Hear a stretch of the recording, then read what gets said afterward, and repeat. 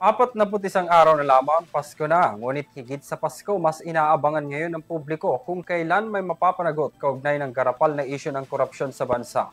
Ngunit ayon kay DPWH Secretary Vince Dizon, sa susunod na mga araw, garantiya ng may maaaresto sa mga sangkot sa anomalya at hindi ligtas dyan si dating Congressman Zaldico, ang mga diskaya at iba pang dating opisyales ng ahensya.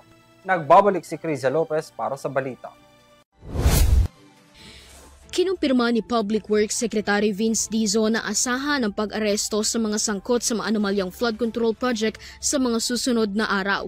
Batay sa pahayag ni Dizon, isa si former Congressman Zaldico, ang mag-asawang diskaya at ilang pang opisyal ng DPWH ang nasampahan na ng kaso. Partikular ang mga kaso ng substandard at ghost flood control project sa Bulacan at Oriental Mindoro ay nasa korte na ng Sandigan Bayan. Binigyang diin ni Dizon, walang exempted sa investigasyon maging ito man ay kaalyado o kamag-anak ng Pangulo. Kahapon ibinahagi ni Pangulong Ferdinand Marcos Jr.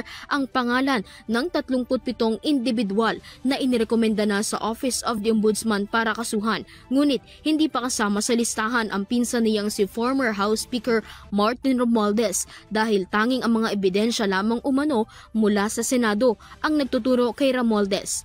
Para sa EuroTV News, Criza Lopez, sumasaludo sa bawat Pilipino.